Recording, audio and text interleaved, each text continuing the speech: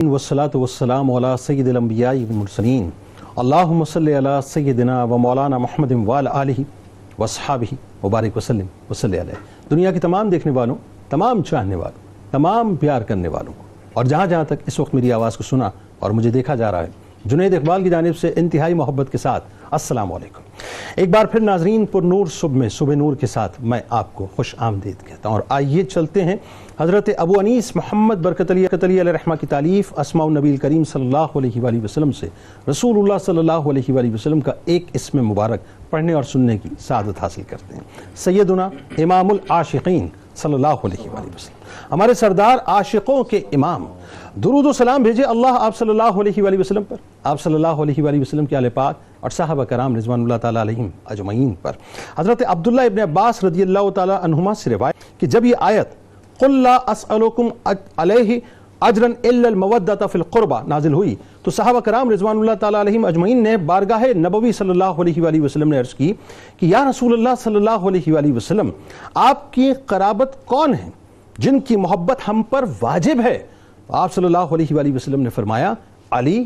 فاطمہ اور ان کے دو بیٹے حسن و حسین علیہم السلام۔ اسی طرح ناظرین، ایک مقام پر حضرت عبداللہ ابن عباس رضی اللہ تعالیٰ عنہ بیان کرتے ہیں کہ حضور نبی کریم صلی اللہ علیہ وآلہ وسلم نے فرمایا کہ اللہ تعالیٰ سے محبت کرو ان کی نعمتوں کی وجہ سے جو اس نے تمہیں عطا فرمائیں، اور مجھ سے محبت کرو اللہ کی محبت کے سبب، اور میرے اہل بیت سے میری محبت کی خاطر محبت کرو۔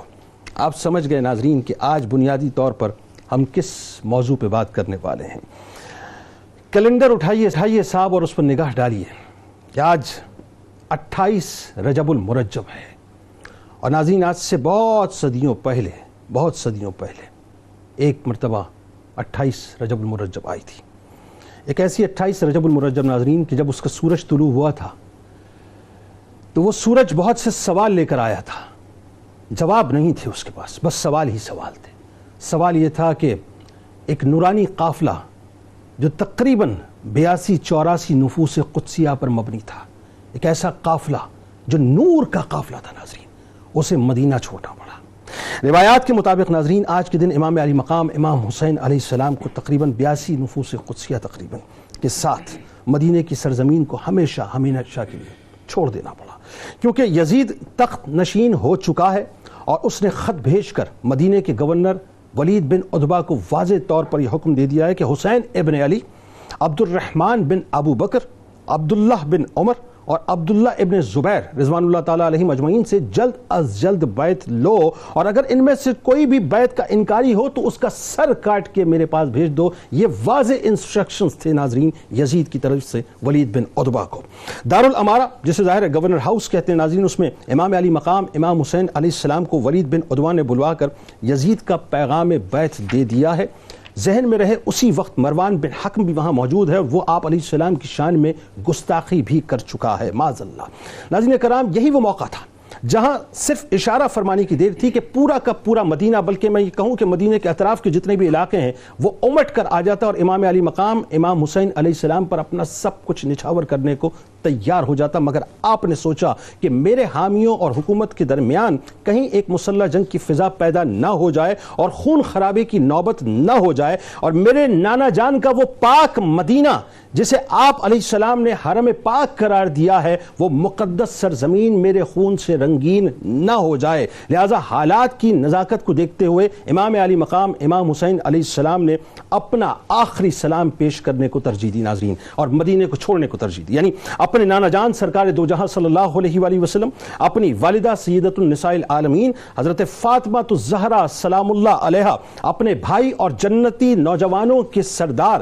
امام حسن علیہ السلام اور دیگر کی بارگاہ میں آپ پیش ہوتے ہیں ناظرین۔ 28 رجب المرجب 60 ہجری کو اپنے اہل بیت اور اصحاب کے ساتھ، جن میں کم و بیش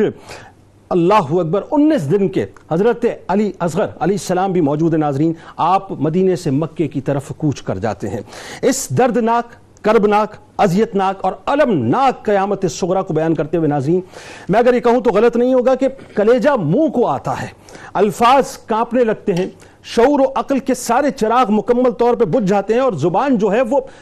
لڑکھڑانا شروع ہو جاتی ہے ناظرین، یعنی الفاظ ساتھ نہیں دیتے کہ چشم فلک نے یہ منظر بھی دیکھا کہ جو وجود پاک سرکار علیہ السلام کے مبارک سائے میں رہا، جن کے ناز جبرائیل امی اٹھاتے ہو ناظرین، وہ وجود پاک آج مدینے میں بے سایہ ہو کر رہ گیا کہ جن کے نانا جان کے وسیلے سے ہم گناہگاروں کی جان میں جان ہے ناظرین، آج ان کو یزید کے تخت نشین ہوتے ہی بیعت کرنے یا پھر جان دینے کی دھمکی دی جا رہی ہے، اور اس سرزمین پہ دی جا رہی ہے جو سرزمین مدینہ ہے ناظرین، اور وہ مدینہ جو مدینہ اس وجہ سے ہے کہ سرکار مدینہ صلی اللہ علیہ وآلہ وسلم نے اس کو مدینہ بنایا کہ جن کے گھر ناظرین جبرائیل علیہ السلام بے اجازت نہیں آتے، آج ان سے بزور طاقت بیعت کا سوال کیا جا رہا ہے کہ جن کے نانا جان کے صدقے یثرب مدینہ بنا، آفتوں بلاؤں بیماریوں کی زمین، رحمتوں برکتوں اور شفا کی زمین بن گئی، کہ جس مدینے کی فضائیں ناظرین آج بھی ان احادیث کو محفوظ کیے ہوئے ہیں کہ جو مدینے والوں کے ساتھ برائی کا ارادہ رکھے گا اللہ تبارک و تعالیٰ اس کو دوزخ کی آگ میں رانگا کی طرح پگھلائے گا۔ اور ایک اور حدیث میں آتا ہے کہ جس نے اہل مدینہ کو اپنے ظلم سے خوف زدہ کیا، اللہ تعالیٰ اسے خوف میں مبتلا کرے گا، اس پر اللہ ملائکہ اور سب لوگوں کی لعنت ہے۔ قیامت کے دن اللہ تعالیٰ ان کی تمام تر فرض عبادتوں کو ایک طرف رکھے گا اور ان کے نوافل کو بھی قبول نہیں کرے گا۔ یہ وعید ناظرین ذہن میں رہے کہ مدینے کے عام لوگوں کے لیے ہیں، جن کو خوف زدہ کیا جائے تو ان کے ساتھ یہ معاملہ ہوگا۔ کجا اس کے ناظرین کہ جس پیشانی کو ہم بوسہ گاہ مصطفیٰ صلی اللہ علیہ وآلہ وسلم کہتے ہوں، جن کو سرکار دو عالم صلی اللہ علیہ وآلہ وسلم اپنا بیٹا فرمائیں، جن کو جنتی نوجوانوں کی سرداری کا تاج اللہ کی طرف سے عطا ہوا ہو، جو سرکار دو عالم صلی اللہ علیہ وآلہ وسلم کے گھر والے ہو ناظرین، جن کے صدقے اللہ تعالیٰ نے یہ کائنات ہمیں عطا کی ہو، وہ پاک نفوس قدسیہ ناظرین اگر ستائے جائیں تو ذرا سوچئے، جن کو مدینے کی زمین، مدینے کی مٹی، مدینے کی ہوائیں، مدینے کی فضائیں، مدینے کے در و دیوار، مدینے کے ماحول کو چھوڑنے پر مجبور کیا جائے، بروز محشر ان کے ساتھ کیا ہوگا۔ بس یہ ذہن میں رکھیں، یہ دراصل مدینے کو چھوڑنا نہیں ہے، یہ مارکہ حق کو باطل کی ابتدا ہے۔ اور آج بنیادی طور پر حضرت امام علی مقام امام حسین علیہ السلام کی اپنے قافلے کے ساتھ، اپنے رفقا کے ساتھ جو ناظرین مکہ شریف حاضری ہے، میرے الفاظ ساتھ نہیں دے رہے، جب ایک گناہ گار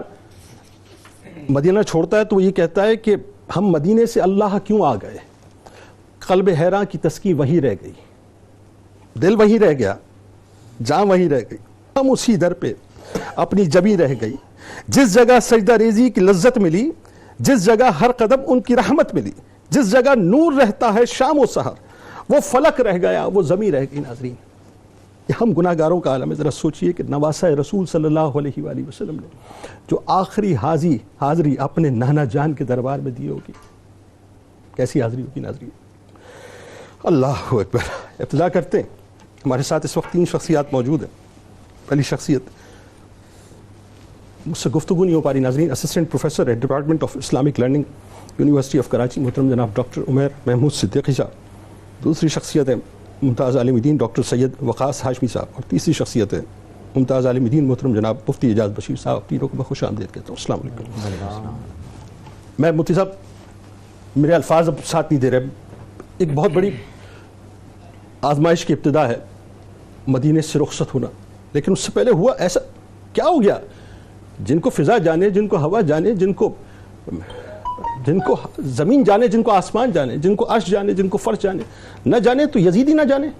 کیا ہوا ذرا بتائیے تو صرف۔ بسم اللہ الرحمن الرحیم۔ جنید بھائی، آج ہم ایک بہت ہی اہم موضوع کا ایک ایسا بڑا عنوان ہے جس پر بات کر رہے ہیں کہ جس سے اسلامی تاریخ ہمیشہ حق اور باطل میں فرق کرنے کے قابل ہوتی ہے۔ موضوع یہ ہے کہ حضرت سیدنا امام حسین رضی اللہ تعالی عنہ نے اہل بیت آل اطہار کے ساتھ 28 رجب کو جب مدینہ طیبہ سے مکہ مکرمہ کی طرف روانگی کی ہے، تو بنیادی طور پر وہ کیا حالات و واقعات ہیں جس نے حضرت سیدنا امام حسین رضی اللہ تعالی عنہ کو اس بات پر آمادہ کیا کہ آپ علیہ السلام مدینہ طیبہ سے مکہ مکرمہ کی طرف روانہ ہو رہے ہیں۔ میں یہ سمجھتا ہوں کہ بنیادی طور پر اس کے 2 بڑے اسباب ہیں۔ سب سے پہلا تو اس کا روحانی سبب ہے کہ جس میں آپ نبی کریم صلی اللہ علیہ وسلم کی اس بشارت کی تکمیل کے لیے راہ عظیمت کو اختیار کرتے ہوئے آپ خود دار و رسن کو چومنے کے لیے آگے بڑھتے چلے جا رہے ہیں۔ اللہ، یعنی آپ اندازہ کیجئے کہ حضرت ام سلمہ رضی اللہ تعالی عنہا وہ خود اس بشارت کی گواہ ہیں آپ علیہ السلام سے گفت و شنید بھی فرما رہی ہیں. اللہ. تمام اکابر اور اصاغر صحابہ کرام رضوان اللہ تعالی علیہم اجمعین بھی آپ کو اس بات پر مصر ہیں کہ آپ رضی اللہ تعالی عنہ مدینہ طیبہ کو داغ مفارقت دے کر نہ جائیں. اس کے باوجود آخر ایسا کیا سبب ہے کہ امام عالی مقام مدینہ طیبہ سے روانہ ہو جاتے ہیں؟ تو حدیث شریف میں اس بات کا ذکر ہے کہ جب اکابر صحابہ میں سے بالخصوص حضرت عبداللہ بن عباس اور دیگر صحابہ نے آپ سے عرض کی، اور خاص طور پر جب عبداللہ بن جعفر اور حضرت یحییٰ بن سعید رضی اللہ تعالی عنہما نے گزارش کی کہ آخر آپ مدینہ منورہ کو کیوں یہاں سے چھوڑ کر روانہ ہو رہے ہیں، تو آپ نے ارشاد فرمایا انی رأیت الرؤیا، فرمایا میں نے ایک خواب دیکھا ہے، رأیت فیہا رسول اللہ صلی اللہ علیہ وسلم، اور اس خواب میں مجھے رسول اللہ صلی اللہ علیہ وسلم کی زیارت ہوئی ہے، اور آپ صلی اللہ علیہ وسلم نے مجھے ایک ایسا حکم عطا فرمایا ہے کہ دنیا ادھر کی ادھر ہو جائے، چاہے میری جان ہی چلی جائے، مجھے اس حکم کو ضرور پورا کرنا ہے. تو صحابہ نے پوچھا کہ وہ کیا خواب ہے، تو فرمایا کہ یہ میرے اور رسول اللہ کے درمیان راز ہے، میں دنیا سے چلا جاؤں گا، اس راز کو کبھی افشا نہیں کروں گا. تو یہ اس کا وہ روحانی سبب ہے کہ حضور خود فرما رہے ہیں کہ میرے بیٹے کو عراق میں کربلا میں شہید کر دیا جائے گا. حضرت ام سلمہ کو مٹی عطا فرما رہے ہیں، آقا علیہ السلام آپ کو سونگ رہے ہیں اور فرما رہے ہیں کہ جنتی نوجوانوں کے شہداء کے سردار ہیں، اس کے باوجود امام عالی مقام علیہ السلام مدینہ منورہ کو چھوڑ کر خود آپ شہادت کی طرف چلتے چلے جا رہے ہیں. دوسری طرف اگر آپ توجہ کیجئے تو امام حسین اور مدینہ منورہ کا بہت گہرا تعلق ہے. یہ امام عالی مقام کی جائے ولادت ہے. ارے کیوں نہیں ہوگا کہ جہاں حضور علیہ الصلوۃ والسلام جو آپ کے نانا جان ہیں، جہاں آپ صلی اللہ علیہ وسلم کا جسد مبارک وہاں موجود ہے، حضور علیہ السلام کی جائے ہجرت ہے، اور ایک ایسا گہرا تعلق ہے. آپ اندازہ کیجئے کہ حضور علیہ السلام خود فرما رہے ہیں کہ اگر کسی کو اس بات پر قدرت ہے کہ مدینہ منورہ میں انتقال کر سکے تو اسے چاہیے کہ مدینہ میں ہی مرے، کہ جو مدینہ میں مرے گا قیامت کے دن میں اس کی شفاعت کروں گا. اب مجھے ایک بات بتائیے، جی جس کا یہ اختیار ہو، یہ تو کیٹیگوریکل حدیث ہے، ہم گناہگاروں کے لیے ہے نا بات، جس کا اختیار ہو کہ مدینے میں مر سکتا ہو تو مدینے میں مرے، مطلب میں اس کو تو حکم کے طور پہ لیتا ہوں صاحب، لیکن امام عالی مقام وہاں سے ہجرت فرما رہا ہے. تو اس کا مطلب یہ ہوا کہ امام عالی مقام کے نزدیک اس سے زیادہ حضور علیہ السلام کا کوئی ایسا ارشاد بھی پیش نظر ہے کہ جس کے سبب ان پر لازم ہو گیا کہ وہ قیامت تک کے لیے یہ ظاہر کر دیں کہ جو میری طرح کے سردار ہیں، جو سب سے بڑے سردار ہیں، وہ یزید کے ہاتھ پر کبھی بیعت نہیں کر سکتے. تو آپ دیکھیے کہ حضرت بلال رضی اللہ تعالی عنہ جب مدینہ منورہ میں اذان نہیں دے پاتے تو حضرت امام حسین علیہ السلام کی دعا اور آپ کے اصرار کی برکت سے ہی مدینہ منورہ میں حضرت بلال رضی اللہ تعالی عنہ اذان دیتے ہیں. تو بڑا گہرا تعلق ہے. تو حضرت امام احمد بن حنبل رضی اللہ تعالی عنہ فرماتے ہیں، جب آپ سے پوچھا گیا، آپ کے بیٹے نے پوچھا کہ یہ فرمائیں کہ کیا یزید سے کوئی صاحب ایمان محبت کر سکتا ہے، تو آپ نے فرمایا کہ یا بنیا، اے میرے بیٹے، جس کے دل میں اللہ اور آخرت پر ایمان ہو اس کے دل میں یزید کی محبت جمع نہیں ہو سکتی نا. اچھا اس کی وجہ بھی ہے. دیکھیں حضرت عمر بن عبدالعزیز رضی اللہ تعالیٰ عنہ، کروڑوں ان پر سلام ہو، اللہ تعالیٰ ان کو مزید رفت عطا فرمائے. بات یہ کہ جب ان کے سامنے صرف تذکرہ ہوا تھا نا، کسی نے خلیفہ کہہ دیا تھا، آپ نے 20 کوڑے لگوا دیے. جی کہ کیسے بدبخت تو نے یہ بات کہی، تعزیر ہے یہ بات. یہ کتنی مطلب جو ہے وہ قابل غور بات ہے کہ آپ نے 20 کوڑے یہ کہنے پہ بجائے اس کے کہ ہم جسٹیفائی کریں اس کو. معاذ اللہ. علامہ صاحب یہ جو ابھی ظاہر ہے، ابھی میں آگے جا کے بات کرتا ہوں، یہ جو مدینہ اور امام علی مقام ہے، بھائی میں تو یہ کہتا ہوں کہ امام علی مقام مدینہ اور مدینہ امام علی مقام ہے، بس بات یہ ہے. اب اس تعلق کو ہم کیا جوڑیں، مدینہ ہے بس. یہ جو یزید نے کیا ذرا اس کے بارے میں لوگوں کو بتائیے صاحب، کہ یہ جو تخت نشینی کے بعد اس کا جو ایک اندر کا فرعون باہر نکلا اور اس نے کہا جی یا تو بیعت لو یا سر کاٹ دو، تو جو پیغام بھجوایا اس نے گورنر کو، ذرا وہاں بتائیں لوگوں کو کیا ہوا تھا. بسم اللہ الرحمن الرحیم. اللہم صلی علی سیدنا و نبینا و مولانا محمد وعلی آلہ و صحبہ وبارک وسلم. صلاۃ و سلام علیک یا رسول اللہ. مدینہ منورہ کا بڑا اچھا جملہ آپ نے کہہ دیا کہ طبیعت کہ مدینہ حسین ہے اور حسین مدینہ ہے. کیا تعلق ہے. جس وقت یہ بیعت لینے کے لیے بھیجا گیا ہے کہ بھئی ان سے بیعت لینی ہے، اور مخصوص لوگوں کا نام لیا گیا، عبداللہ ابن زبیر، عبداللہ ابن عمر اور امام علی مقام امام حسین رضی اللہ تعالیٰ عنہ. پھر رات عبد الرحمن بن ابو بکر، حضرت الرحمن. اب رات کے وقت جو ہے جب بلوایا گیا ہے تو سب سے پہلے امام علی مقام نے مشورہ فرمایا ساتھیوں سے کہ رات کے وقت امیر نے کیوں بلایا، تنہائی میں کیوں بلایا. اور مشورہ بھی مسجد نبوی میں کر رہے ہیں، آپ یہ دیکھیے. تو اب سوال یہ پیدا ہوتا ہے کہ یہ جو تنہائی میں بلایا گیا ہے، رات میں بلایا گیا ہے، یہیں سے امام علی مقام نے گویا پیشن گوئی فرما دی کہ اس کے اندر جو ہے کچھ ارادے خطرناک نظر آ رہے ہیں. اللہ. اور ان خطرناک ارادوں کو بھانپتے ہوئے آپ چند ہاشمی نوجوانوں کو، مسلح نوجوانوں کو ساتھ لے کر گئے، 30 تقریباً کمانڈوز یہ کہہ لیجئے، جو کہ مطلب بس امام علی مقام کے فدائی تھے، 30 بالکل۔ تو اب جب وہاں پہنچے تو آپ نے فرمایا دیکھو جب میری آواز اونچی ہونے لگے تو تم سمجھ جانا کہ اب معاملات بگڑنے لگے ہیں۔ تو گویا امام علی مقام بھی اس بات سے بخوبی واقف تھے کہ یہ معاملات جو ہیں اب دوسری رخ اختیار کرتے چلے جا رہے ہیں، لہذا انہوں نے اپنا ایک بندوبست کر کے رکھا ہوا ہے۔ جی جی، ایسا ایک خیال لوگ کہتے ہیں نا کہ بھئی جناب امام صاحب جو ہے وہ خود اپنی مرضی تھے نہیں، وہ نبی رسول اللہ صلی اللہ علیہ وسلم کا ایک تو وہ خواب جس کے متعلق جب پوچھا گیا تو آپ نے فرمایا کہ وہ میرے آقا کریم نے مجھے حکم ارشاد فرمایا تو وہ میں جانوں اور میرے آقا جانے، اللہ، لیکن یہ میں تمہیں بتا نہیں سکتا۔ عبداللہ ابن عباس نے جب پوچھا تو نا آپ نے فرمایا میں تمہیں بتا نہیں سکتا، وہ اللہ کے رسول نے مجھے فرمایا، وہ حکم ہے میرے لیے۔ تو اب یہاں پر یہ دیکھیں کہ امام علی مقام خود بتا رہے ہیں کہ یہ جو مدینے سے میرا ایک تعلق ہے میں چھوڑنا نہیں چاہتا، لیکن یہاں رسول اللہ صلی اللہ علیہ وسلم نے جو حکم ارشاد فرمایا اس حکم کے پیش نظر اب ضروری ہے کہ میں اس بات کو آگاہ کر دوں اور آشکارا کر دوں کہ میرے ساتھ جو زبردستی جو جبر کیا جا رہا ہے میں جبر کے خلاف ہوں۔ اور آپ یہ دیکھیے کہ میں اس کی ایک روحانی میں کیفیت کو محسوس کر رہا ہوں، میں اللہ کرے آپ بھی محسوس کریں اس کو، کہ کسی اور جگہ بھی مشورہ ہو سکتا تھا نا۔ جی جی، ظاہر ہے مدینہ، اب آپ یوں دیکھیے کہ گورنر نے جو ہے بائے ہک اور بائے کھرک جو ہے آپ سے بیعت لینی ہے یا پھر سر قلم کرنا یزید کا آرڈر ہے، اور کمال یہ ہے کہ مشاورت کے لیے آپ مسجد نبوی میں تشریف فرمائیں جو سینٹر پوائنٹ ہے، ورنہ نارملی چھپ کے لوگ جو ہے مشورہ کرتے ہیں۔ یعنی میں اس کو یوں سمجھ رہا ہوں کہ سرکار علیہ السلام ویسے تو ہر طرف سن رہے ہیں، ہر جگہ سن رہے ہیں، لیکن خاص طور پہ روضہ اطہر پہ بیٹھ کے جو ہے مشورہ کرنا تاکہ وہیں سے جو ہے سن بھی لیں، سمجھ بھی لیں، انسٹرکشنز بھی آ جائیں۔ جی سبحان اللہ۔ آئے ہائے، مسجد نبوی شریف، آپ نے خود ہی ایک بات کی وضاحت کر دی، نبی کریم صلی اللہ علیہ وسلم کے لیے تو کوئی چیز پوشیدہ ہے ہی نہیں نا، وہ تو ہر جگہ موجود ہیں، ہر جگہ سن رہے ہیں، دیکھ رہے ہیں،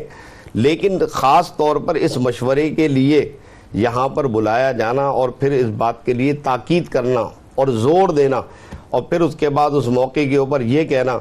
کہ جناب والا اگر آپ یہ بیعت نہیں کریں گے تو اس کے سلسلے میں ایک بھاری نقصان آپ کو اٹھانا پڑے گا۔ جہاں پر امام علی مقام امام حسین نے پھر فرمایا حسین کو تم کیا سمجھتے ہو کہ اس طرح چھپ کے تم بیعت کرو گے تو کیا حسین تم سے بیعت کر لے گا چھپ کر؟ اللہ، اکیلے میں بیعت کر لے گا؟ اگر بیعت کرنی ہے تو آؤ میدان کے اندر اور آ کر کے پھر سب کے سامنے بات کرو تو لگ پتہ چل جائے گا کہ کون تم سے بیعت کرنا چاہ رہا ہے اور کون نواسہ رسول سے بیعت کرنا چاہ رہا ہے۔ ہاں، اس میں ساتھ ساتھ یہ بھی تو بتائیے نا، مروان بھی تو موجود تھا، اس نے جو بدبخت نے جو جملے کہے تھے، اس مروان کی وجہ سے ہی تو ساری کی ساری بات کھل کے سامنے آئی تھی نا، ورنہ جب تک وہ خاموش رہا اس کی وجہ سے تو بات کھل کے نہیں آئی تھی نا۔ بات کھلی اسی موقع کے اوپر جس وقت مروان نے یہ بات کہی ہے، اور یزید کا جو ایک پیغام ہے ابن زیاد بدنہاد کا، اس ابن زیاد بدنہاد کے اس پیغام کے بعد ہی تو ساری کی ساری بات کھل کے سامنے آئی، جس پر امام علی مقام امام حسین رضی اللہ تعالیٰ عنہ نے بلند آواز سے اس طرح خطاب فرمایا کہ مسلح جو ہاشمی مسلح نوجوان آئے ہوئے تھے ان لوگوں نے پھر باقاعدہ آگے بڑھ کر کے امداد کی آپ کی اور اعانت فرمائی۔ اچھا مفتی صاحب ایک بات بتائیے، اب جیسے یہ پہلے ہی نشست کے اندر، پہلے ہی گفتگو میں آپ نے بنیادی طور پہ جو یزیدی چہرہ ہے اس کو ایکسپوز کر کے رکھ دیا، اور جو سرکار مدینہ صلی اللہ علیہ وآلہ وسلم کا نظریہ ہے آپ نے منوان اس کو پروٹیکٹ کر لیا۔ یعنی بات وہی ہے کہ جو کچھ کرنا ہے باہر آ کے کرو، جو کرنا ہے علل اعلان کرو۔ یہاں سے ذرا بات کو آگے بڑھائیے کہ مروان نے جملے کہا اور اس کے بعد کیا ہوا؟ بسم اللہ الرحمن الرحیم۔ انتہائی خوبصورت عنوان ہمارے ساتھیوں نے جاری کر دیا ہے۔ دیکھیں یہاں پر جو اصل کردار آپ نے ایک جملے کے ذریعے بہت واضح کر دیا کہ حضرت عمر بن عبدالعزیز رحمۃ اللہ علیہ، ان کے سامنے کسی نے ایک مرتبہ صرف خلیفہ کہہ دیا اور آپ نے اس کو کوڑے لگوائے اور سزا دی اور ناراضگی کا اظہار کیا۔ حضرت عمر بن عبدالعزیز رحمۃ اللہ علیہ تو امام حسین کے بہت بعد میں آئے ہیں، امام حسین کے بہت بعد کا تعلق ہے، نہ وہ مقام ہے، نہ وہ منصب ہے، نہ وہ مرتبہ ہے اور نہ وہ وجاہت ہے۔ تو آپ اندازہ لگائیں جب عمر بن عبدالعزیز جیسی ہستی کو اتنا غصہ آتا ہے یزید کے نام کے ساتھ صرف خلیفہ کے لفظ کو جوڑنے سے، جس کے سامنے امام حسین رضی اللہ تعالیٰ عنہ جب موجود تھے، تو جب اس کے سامنے پوری کی پوری سراپا اس کی بیعت رکھ دی گئی ہو، شدیدہ، ہمارے لیے حسین اب کوئی آپشن نہیں ہے، تم سے ہر حال میں جبری بیعت لینی ہی لینی ہے، تو اندازہ لگائیے کہ پھر امام حسین جو خون رسول بھی ہیں، آبروئے رسول بھی ہیں، آبروئے اسلام بھی ہیں، آبروئے ایمان بھی ہیں، تو وہ کس طرح اس نام نہاد اور اس پلیت کے ہاتھ پر جو ہے وہ اپنا ہاتھ رکھ سکتے ہیں؟ اگر اس کی جگہ کوئی اور ہوتا، تھوڑی سی دینداری ہوتی، کچھ بھی ایسا معاملہ ہوتا، تو حسین کے اندر اتنا ظرف موجود تھا کہ آپ وہاں پر سرنڈر کر دیتے، اسلام کی بقا کے اندر مسلمانوں کے استحکام کے لیے وہاں پر کمپرومائز کر لیتے۔ لیکن اس مقام پر امام حسین علیہ السلام نے سرنڈر نہیں کیا۔ اور جس واقعے کی طرف آپ اشارہ کر رہے ہیں کہ یہ جو گفتگو ہو رہی ہے نا اس دارالخلافہ میں کہہ لیں یا اس میٹنگ ہاؤس کے اندر کہہ لیں، مدینہ شریف کے اندر، تو ولید بن عتبہ جو تھا نا، دارالامارہ گورنر ہاؤس میں، ولید بن عتبہ بنیادی طور پہ تھوڑا سا نرم مزاج آدمی تھا اور اہل بیت کے ساتھ اس کا ایک تعلق بھی تھا۔ یہ ولید بن عتبہ بن ابی سفیان ہے۔ تو جب اس کو وہاں سے انسٹرکشن آئی نا اس یزید کی تخت نشینی کے فوراً بعد کہ اخذن شدیدہ، بالکل جبری بیعت لینی ہے، کوئی آپشن نہیں دینا ہے ان کو،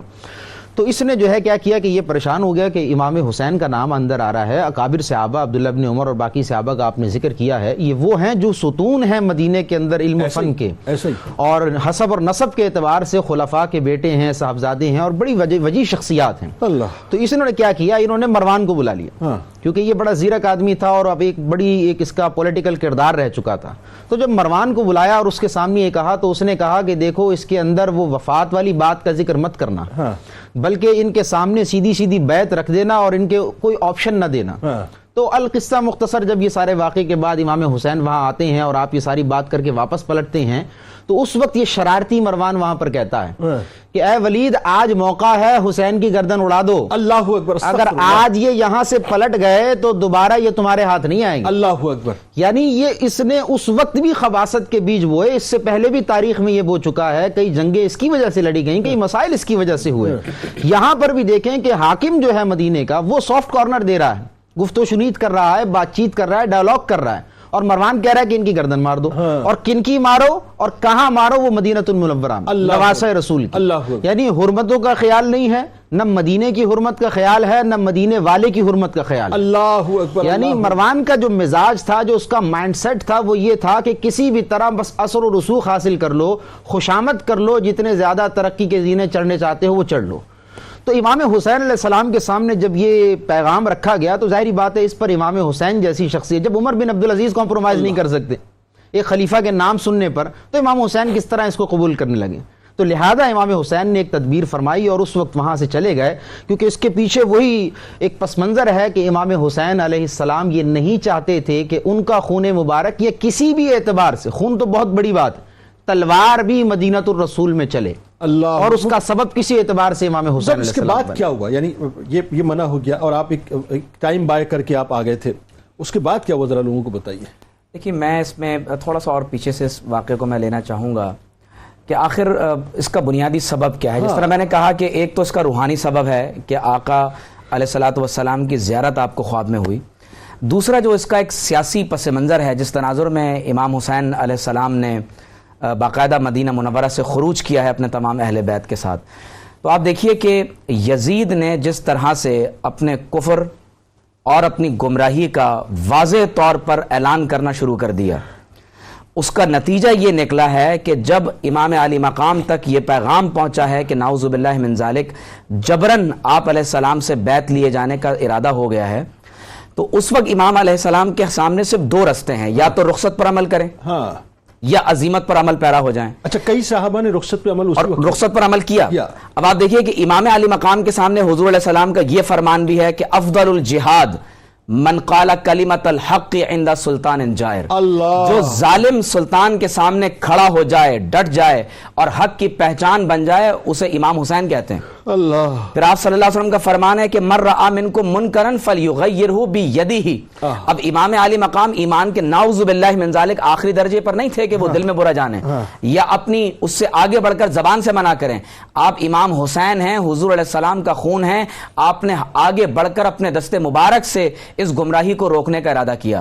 ایک جملہ جنید بھائی آپ کو ہمیشہ یاد رہے گا کہ خلافت راشدہ کے بعد یہ پہلا مرحلہ ہے کہ جب باقاعدہ اسلام اور ریاست کو جدا کرنے کے بعد یہاں پر ایک تفریق کی لکیر کھینچی جانے والی ہے. اور وہ سرکار علیہ السلام نے جو فرما دیا تھا, میں تو لفظ پریڈکشن کا استعمال نہیں کرتا معاذ اللہ, یہ پیشین گوئی میرے سرکار, یہ پیشین گوئی نجومی اور یہ جادوگر کیا کرتے ہیں, میرے سرکار تو حق فرماتے اور مثل ہتھیلی دیکھتے ہیں صاحب. جی سادی سی بات ہے, سرکار نے فرما دیا 30 برس تک رہے گی خلافت. جی ایسا ہی ہے نا, تو اس کے بعد جو ہے ملوکیت. اب آپ یہ دیکھیے کہ امام حسین علیہ السلام نے مدینہ منورہ سے خروج کرتے ہوئے اس دور کے جو سیاسی حالات ہیں یہ بتا دیا کہ اسلام میں مسجد اور ریاست, قرآن اور ریاست, اسلام اور ریاست, محمد الرسول اللہ اور ریاست میں تفریق نہیں کی جا سکتی. سبحان اللہ. اب امام علی مقام سے جب زبردستی کہا گیا کہ, اور مروان نے کہا کہ ارا ان تدعوہم الی البیع, میں یہ رائے رکھتا ہوں کہ تم ان سب کو بیعت کی طرف دعوت دو. اور امام علی مقام کا جملے ہیں, دیکھیے 2 جملے یہ قیامت تک کے لیے ہمارے لیے مشعل راہ ہیں. ایک جملہ یہ ہے کہ لا اری الحیات مع الظالمین الا جرما, فرمایا کہ ظالموں کے ساتھ زندگی گزارنا میں جرم خیال کرتا ہوں. یہ قیامت تک کے لیے آپ نے اصول دے دیا ہے کہ جو کوئی ظالموں کے ساتھ, دیکھیے امام علی مقام کے لیے کوئی مسئلہ نہیں تھا کہ وہ یزید سے کہتے کہ نعوذ باللہ تو مجھے مکہ اور مدینہ کا گورنر بنا دو, لیکن امپورٹنٹ بات یہ ہے کہ ظلم اور باطل اگر ہول ہو مکمل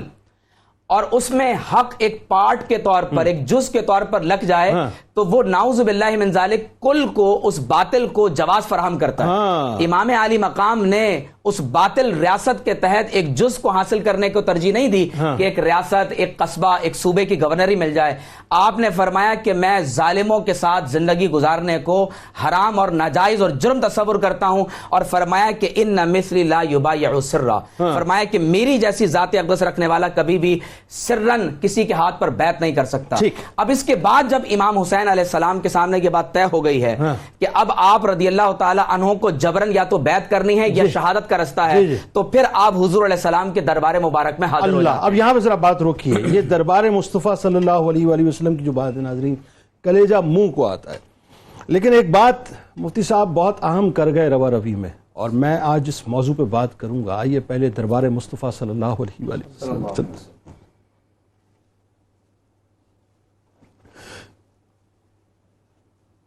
ناظرین درود پاک کا نذرانہ پیش کرتے ہیں سرکار کی بات. اللہم صلی علی سیدنا و مولانا محمد وعلی سیدنا علی و سیدتنا فاطمہ و سیدتنا زینب و سیدنا حسن و سیدنا حسین وعلی وصحبه وبارك وسلم وبارك. اللهم صل على سيدنا ومولانا محمد وعلى سيدنا علي وسيدتنا فاطمة وسيدتنا زينب وسيدنا حسن وسيدنا حسين وعلى آله وصحبه وبارك وسلم. بات میں ناظرین میں آپ کو خوش آمدید کہتا ہوں. حضرت امام علی مقام امام حسین علیہ السلام کی مدینے سے مکے حاضری ہے. میں آپ کو ناظرین عرض نہیں کر سکتا کہ اس وقت کیا کیفیت ہے, اللہ جانتا ہے. ایک گناہگار جب مدینے کو چھوڑتا ہے تو اس کے دل کا کیا حال ہوتا ہے. کچھ اس کے کہ جن کے لیے مدینہ مدینہ ہے ناظرین, وہ اب مدینے کو چھوڑ رہے ہیں. مفتی صاحب نے ایک بڑی اہم ترین بات ابتدا میں کی ہے ابھی ناظرین, میں اس پہ تھوڑا سا رک کے کلام کرنا چاہتا ہوں. یہ جو اگر آپ دیکھیے یزیدی اسٹرکچر کو ناظرین, تو یزیدی اسٹرکچر کیا تھا. یزیدی اسٹرکچر کو ذرا غور سے دیکھیے کہ وہ مذہب کو اور اسٹیٹ کو الگ اس نے کر دیا تھا. یعنی مذہب اپنا معاملہ ہے, جیسے چاہو معاذ اللہ جس انداز سے چاہو ڈیل کرو, کوئی تم سے نہیں پوچھے گا. اسٹیٹ کا معاملہ بالکل مختلف ہے. یعنی اگر میں کہوں ناظرین تو غلط نہ ہوگا کہ تاریخ میں پہلی مرتبہ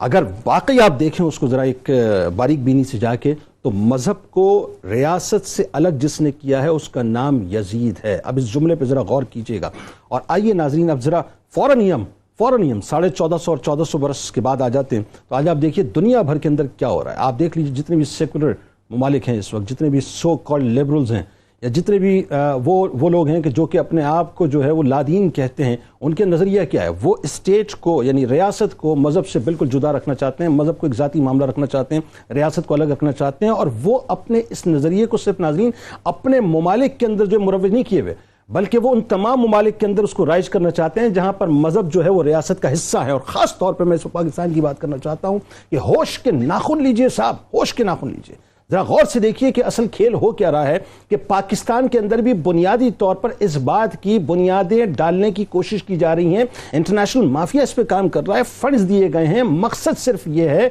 कि रियासत को मज़हब से अलग कर दिया जाए, रियासत एक अलग मामला हो, मज़हब एक अलग मामला हो, किसी को किसी के मज़हब में या मज़हब के मामले के अंदर दखल अंदाजी की इजाज़त ना हो, जो जिस अंदाज से चाहे मज़हब को इंटरप्रेट करे। और नतीजा क्या निकला नाज़रीन कि इस हद तक हम पहुंच चुके, इस हद तक माज़अल्लाह पहुंच चुके। मैं बैनुस्सुतूर बात को अर्ज करना चाहता हूं, मैं दोहराना भी नहीं चाहता, लेकिन ये जो 1-2-3 दिन पहले नाज़रीन जो कुछ भी पाकिस्तान की फिजाओं ने सुना और देखा, माज़अल्लाह माज़अल्लाह सुम्मा माज़अल्लाह सुम्मा माज़अल्लाह, अल्लाह और उसके रसूल सल्लल्लाहु अलैहि वसल्लम और अज़वाज मुतहरात के हवाले से जो कुछ इन फिजाओं ने और दरो दीवार ने सुना नाज़रीन, पाकिस्तान में इससे पहले कभी कुछ ऐसा देखा ना सुना गया, ना अल्लाह ना करे कि आगे सुना जाए। लेकिन यही बात है कि ये मज़हब को रियासत से अलग करने की एक साजिश है जिस पर बाकायदा फंड्स के ज़रिए से काम हो रहा है। खुदारा होश के नाखून लीजिए। मुझे डर लगता है नाज़रीन, मैं डरता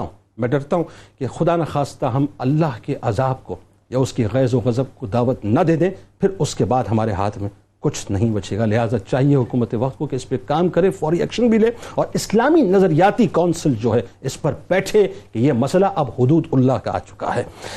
जी सब क्या फरमा रहे थे, आपकी बात में मैं ये एक जुमला इसमें ऐड करना चाह रहा था कि उस वक्त वलीद ने, जब मरवान ने ये सारी बात कही कि नाउज़ुबिल्लाह इमाम आली मकाम को शहीद कर दिया जाए,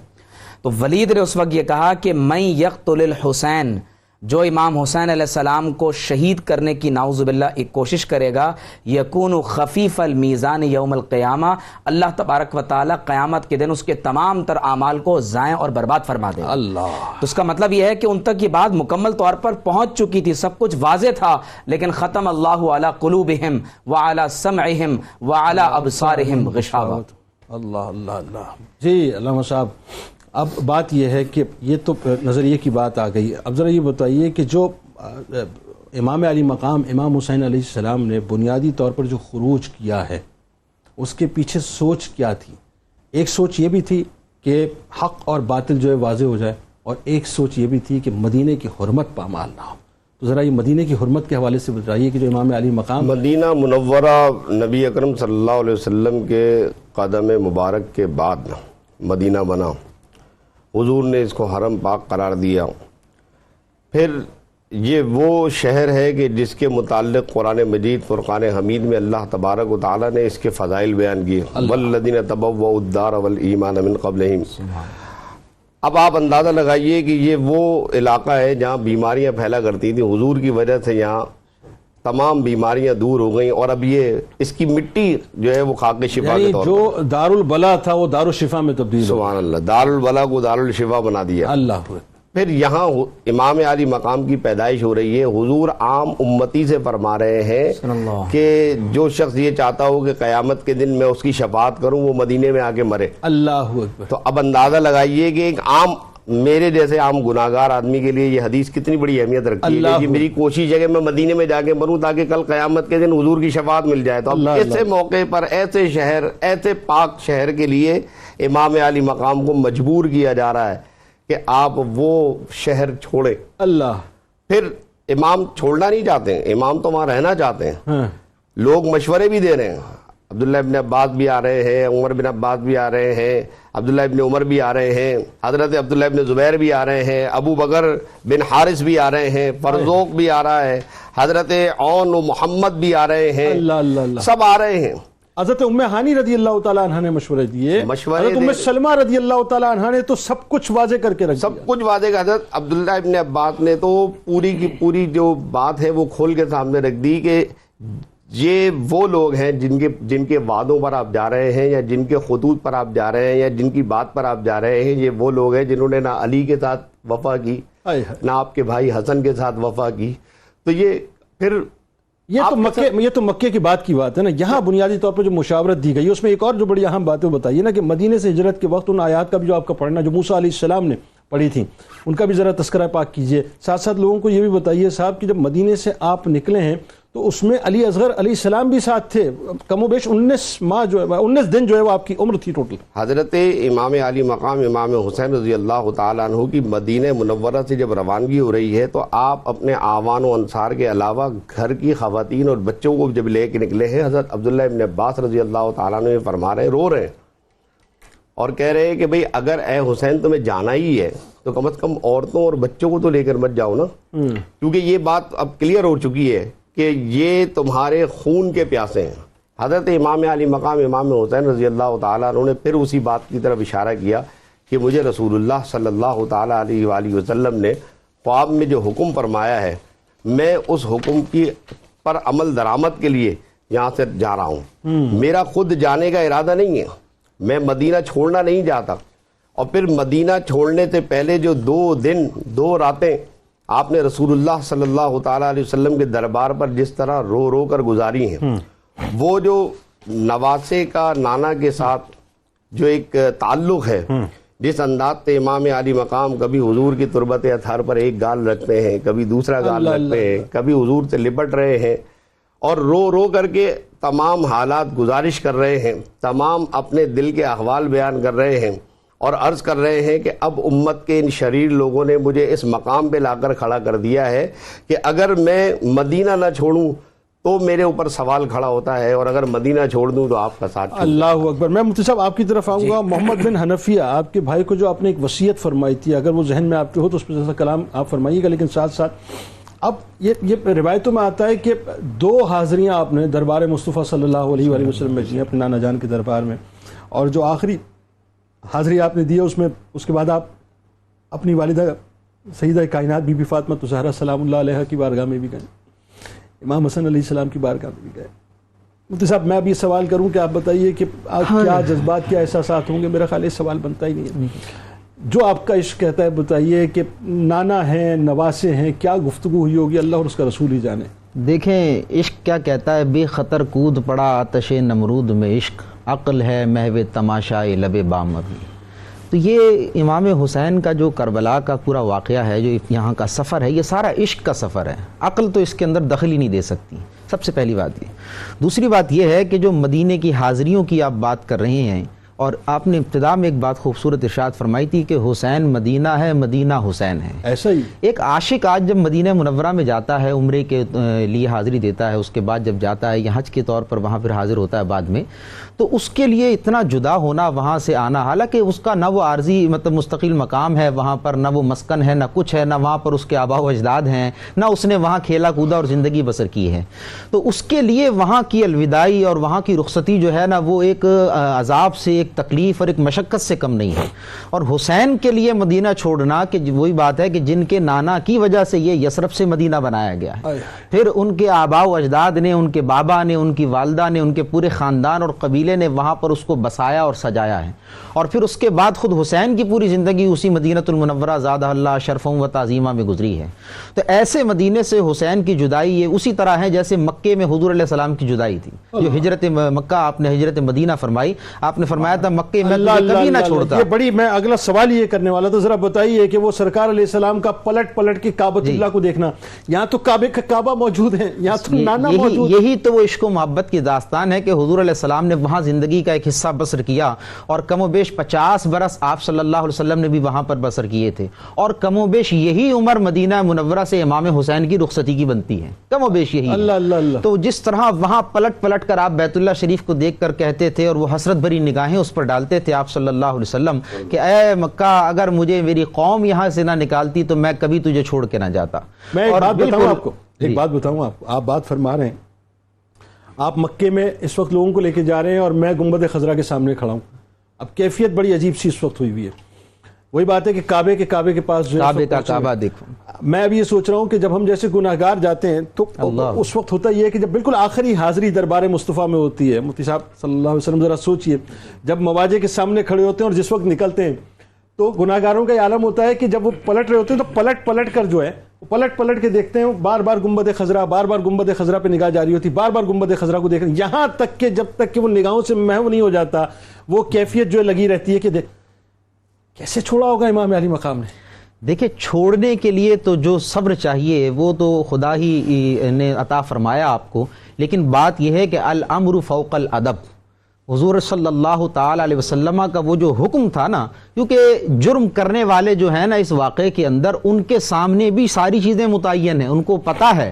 کہ وہ جس جرم کا ارتکاب کر رہے ہیں خطا سے نہیں کیا، غلطیوں سے نہیں کیا، لغزشوں سے نہیں کیا، جو پردے جو دنیا آج ڈالتی پھرتی ہے، سب نے بالکل اپنے ہوش و حواس کے ساتھ وہ جرم کیا ہے. اور جو وہاں شہید ہونے جا رہا ہے وہ بھی مکمل ہوش و حواس کے ساتھ وہاں پر اپنی حاضری بچپن دے میں رہا صاحب ہے، بشارت بالکل طے ہو کر جا رہے ہیں. تو اور یہ ام جذبہ سلمہ رضی اللہ تعالیٰ عنہ موجود ہیں، وہ بتا رہی ہیں کہ اب تم اس سفر کے لیے جا رہے ہو. بات یہ کہ یہ جزم و یقین ہے. اس یقین کے بعد وہ جیسے حضرت اسماعیل علیہ السلام ذبح ہونے کے لیے تیار ہو گئے تو عزم و استقلال کے ساتھ تیار ہوئے ہیں. تو حسین ہیں تو وہ بھی اسی عزم و استقلال کے ساتھ ہیں. ام سلمہ نے فرمایا، محمد بن حنفیہ کا آپ حوالہ دے رہے ہیں، انہوں نے بڑی طویل نصیحت اپنے بھائی کے ساتھ وہاں ان کو بلا کر جو ہے وہ کی اور سمجھایا، اور آگے کے سارے سیاسی خطرات کا پھر مشورہ بھی دیا کہ حالات کو ذرا دیکھ لو، اس طرف چلے جاؤ، وہاں پر اطمینان ہو جائے تو پھر اگلا ڈیسیجن لینا. لیکن بات یہ ہے کہ قرآن نے ایک بات ذکر کی ہے، چونکہ حسین نے اس خواب کے واقعے کے بعد اپنا ہدف طے کر لیا تھا کہ میں نے کہاں پہنچنا ہے. تو قرآن پاک ارشاد فرماتا ہے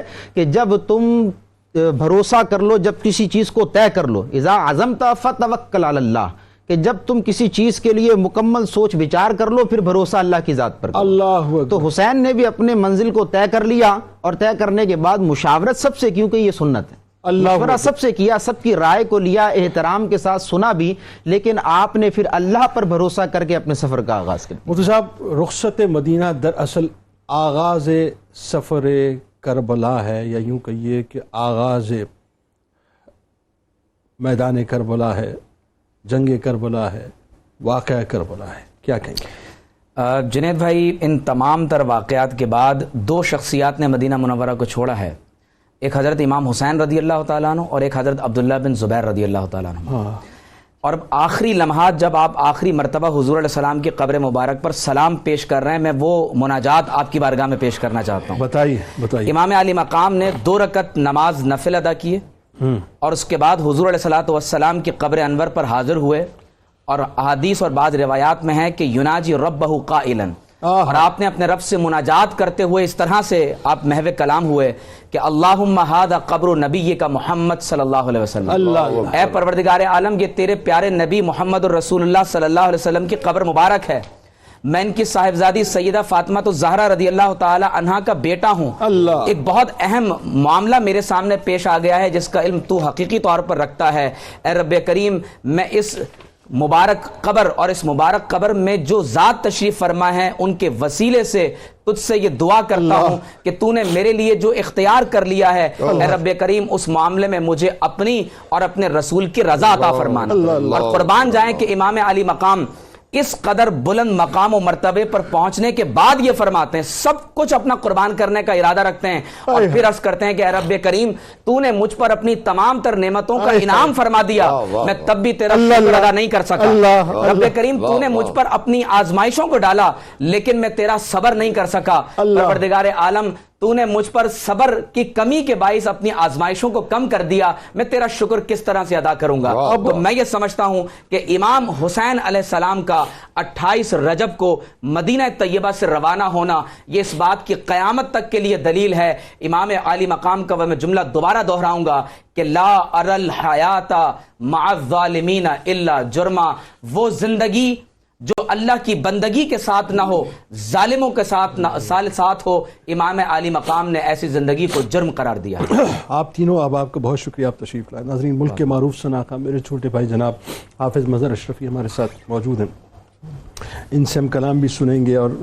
آخر میں علامہ صاحب کوئی پیغام آپ دینا چاہیں تو بس مختصر کوئی پیغام اگر دینا چاہیں. بس یہ ہمارے لیے بلکہ پوری امت کے لیے ایک بہت بڑا پیغام ہے کہ جب بھی ظلم کھڑا ہو، یزید کسی شخص کا نام نہیں ہے بلکہ یزید ایک فکر کا نام ہے،